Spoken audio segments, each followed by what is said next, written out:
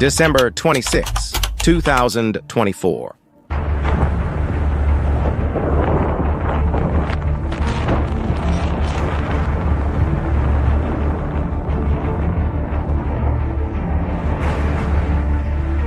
Two passengers from the Azerbaijan Airlines Embraer plane that crashed in Kazakhstan told Reuters that they heard at least one loud bang as the plane was approaching its original destination in southern Russia. After diverting from an area in southern Russia, where Moscow has repeatedly used air defense systems against Ukrainian drones.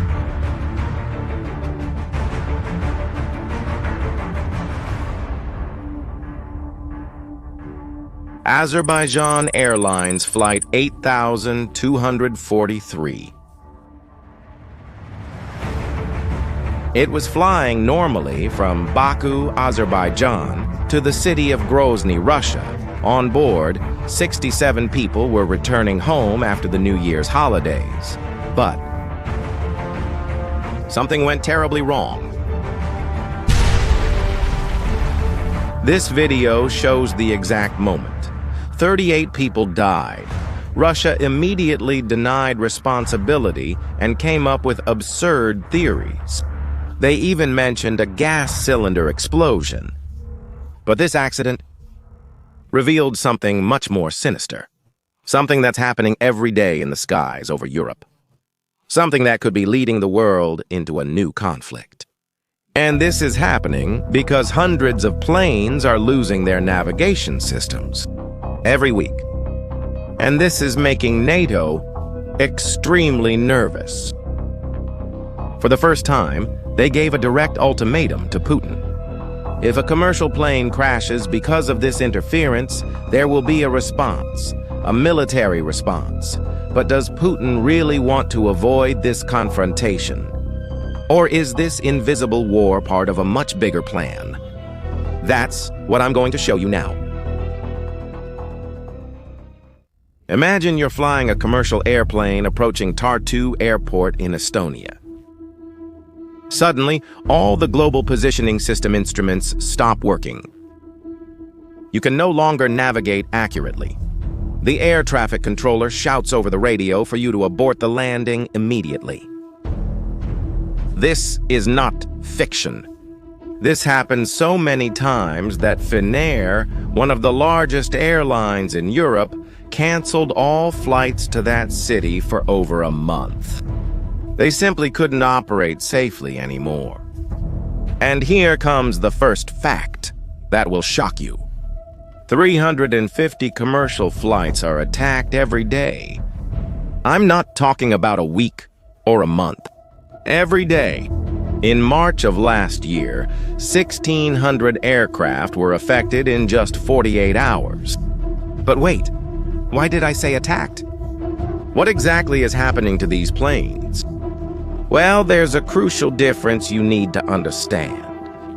Russia is using two different techniques, jamming and spoofing. And the second one is much more dangerous than you might think. Jamming is simple. It's like someone shouting really loud when you're trying to talk on the phone. Russia broadcasts a very powerful signal that completely drowns out global positioning system.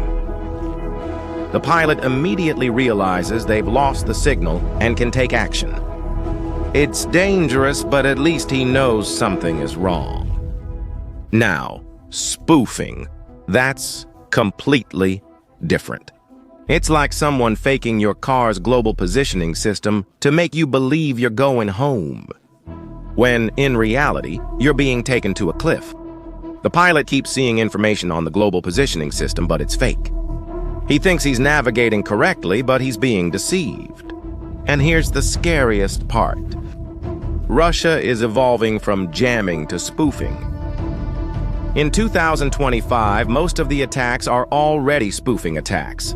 This isn't an accident, it's an intentional escalation. But how do we know this is coming from Russia? How can we be sure? A team of Polish scientists did work that looks like a crime investigation.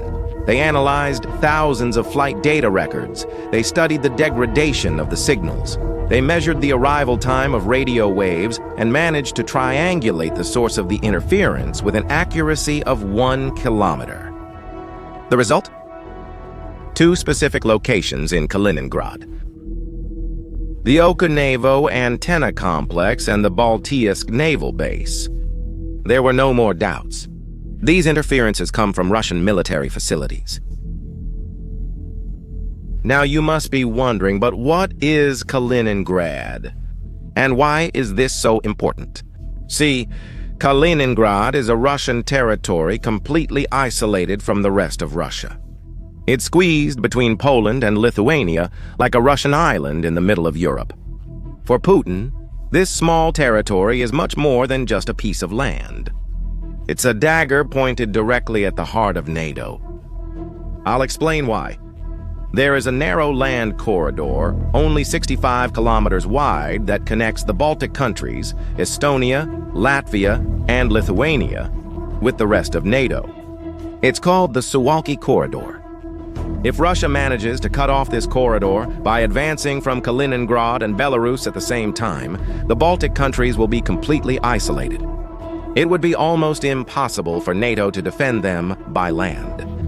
And that's exactly why Putin turned Kaliningrad into a real fortress. Some of the most advanced electronic warfare systems in the world are installed there. The Murmansk BN, for example, has a range of up to 8,000 kilometers and can interfere with NATO's satellite communications all over the world. But there's something even more sinister. Kaliningrad also houses Iskander missiles with nuclear capability. These missiles can reach Berlin, Warsaw, any European capital in a matter of minutes. So, Putin is not just interfering with civilian planes. He's also, in a way, testing NATO's defenses, studying reaction times, looking for weaknesses in the Western alliance. And there's more. Remember the Azerbaijan Airlines flight accident? The one I showed at the beginning? That awful video of the plane crash. You won't believe how Russia reacted. First, they denied everything. Then they came up with crazy conspiracy theories. They talked about a bird strike, a gas cylinder explosion, anything to avoid responsibility. When the evidence finally became irrefutable, Putin made a carefully calculated apology. He said he regretted that the tragic accident happened in Russian airspace, but he never admitted that it was Russia that shot down the plane. Before we begin our work, unfortunately, I must say a few words about the tragedy that happened today in Aktau. A plane crashed, resulting in fatalities and numerous injuries. As we just discussed with you, on your behalf, I want to express my condolences to the families of those who died and to all those affected. Now imagine this on a larger scale. If a commercial plane full of Europeans or Americans crashes into the Baltic Sea because of Russian electronic warfare, will Putin use exactly the same strategy? Recent history shows us that yes. He will probably deny it, make up theories, blame NATO, launch disinformation campaigns, and that will make it very difficult for NATO to respond quickly and in a unified way. While Western countries are discussing evidence and trying to reach a consensus, Putin gains valuable time to shape the narrative. But what if NATO decides to respond anyway? What are the options? The first option would be indirect pressure, further increasing military aid to Ukraine, imposing new economic sanctions, and accelerating the production of Western weaponry. Welcome back to Columbia Broadcasting System News 24/7. NATO Secretary General Mark Rutte is in Washington this week. He is meeting with President Trump, Secretaries of State and Defense Marco Rubio and Pete Hegseth. He is also set to visit a Capitol Hill park and meet with senators. Columbia Broadcasting System News congressional correspondent Caitlin Huey Burns is closely monitoring the just concluded press conference between the president and Dutch Prime Minister Rutte. What is the situation with the senators today? Hi, Reed. Yes, it was quite a long press conference. It's actually quite a lengthy issue, and I bet the senators were paying attention to it. A bulk of that conversation was about this aid transfer to Ukraine in the form of weapons. Up here on Capitol Hill, the big issue of the day is whether they are going to pass sanctions against Russia to try to squeeze Russia, bring them to the table. And the thought among senators here, especially Republicans, is that that will help to get this war basically more of the same. The problem is that this strategy has already been in use since 2022, and it's still not clear if it will force Putin to stop. The second option would be riskier, a covert military action. NATO could use cyber attacks to disable the electronic warfare systems in Kaliningrad, or it could deploy special forces to physically sabotage the antennas and equipment. Ukraine has already demonstrated that this is achievable. In January, they carried out a brilliant operation called Spiderweb. They used drones smuggled into Russian territory, assembled locally, guided by manual navigation to avoid global positioning system interference. They managed to attack 5 Russian air bases simultaneously. This proves that it's possible to neutralize Russian targets without using conventional air power. But if the operation were discovered, if NATO soldiers were captured on Russian territory, it would be a gigantic diplomatic catastrophe. The third option would be the most dangerous: direct airstrikes against Kaliningrad. NATO already has fighter jets in the region through the Baltic Air Policing mission. Poland also has 59 fighter jets, 41 of them combat-ready. A coordinated air campaign could destroy Russian electronic warfare installations, but it would also be seen by Putin as a declaration of war. And here we come to the most important point of this whole story. Because maybe, just maybe, that's exactly what Putin wants. Think with me. Why would Putin risk a war with NATO? Why would he provoke a much stronger military alliance? The answer may lie in Article 5 of the NATO Treaty. That article says that an attack against one member is considered an attack against all. But there's a crucial catch. It only applies when a NATO country is attacked first. And if Putin manages to provoke a NATO country to attack Kaliningrad first, then he can argue that it was Russia that was attacked, that Article 5 shouldn't apply, that NATO shouldn't get involved in a war they themselves started. And that would create a huge problem within NATO. Countries like Germany and France might hesitate, calling for de-escalation. Countries like Poland and the Baltics would probably demand a full response. The United States, well, would probably be divided between supporting its allies and avoiding a nuclear war. And while NATO was debating and dividing, Putin could act. Maybe he would try to take the Suwalki corridor to protect Kaliningrad. Maybe he would isolate the Baltic countries one by one, while the bigger NATO members were still discussing what to do. As you can see, this is an extremely complicated situation, almost a trap. Putin seems to be using NATO's own structure against itself. And if that's true, it would explain why electronic interference is increasing. It's not about shooting down planes for fun. It's about creating enough pressure until some country loses its patience and strikes first.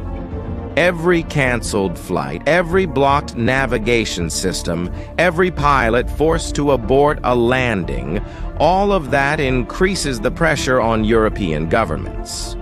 Increased pressure heightens the risk of someone committing the error Putin appears to be anticipating. But there's another factor that makes all of this even more dangerous. Russia's electronic warfare isn't just affecting airplanes. It's undermining the entire economic structure that supports aviation and maritime transport. And that's causing another serious problem. The insurance companies that protect planes and ships are getting terrified.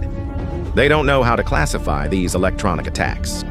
When a plane is shot down by a missile, that's clearly an act of war. and there's a specific type of insurance for that. When a plane crashes due to mechanical failure, that's a normal accident, and there's another type of insurance for that. But what about when a plane crashes because someone hacked the global positioning system? Is that war, or is it an accident?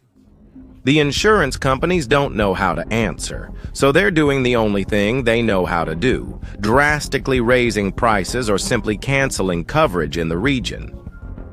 Putin has figured out how to attack without firing a single shot. Just by creating enough risk and uncertainty, he manages to make the entire financial system that supports European trade start to collapse in the region.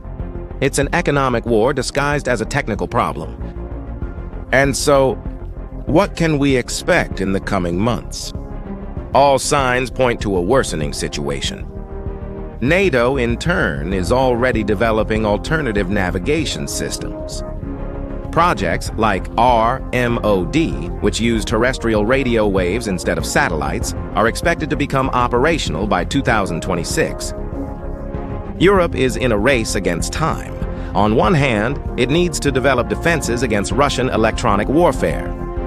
On the other hand, it needs to find a solution that doesn't end up putting them in a trap. What are your thoughts on this? Do you believe that in the worst-case scenario, NATO should risk attacking Kaliningrad? Or should they look for other alternatives? Leave your opinion in the comments. If this content helped you understand this crisis, subscribe to the channel and share it with anyone who needs to know what's really happening in the skies over Europe. See you next time.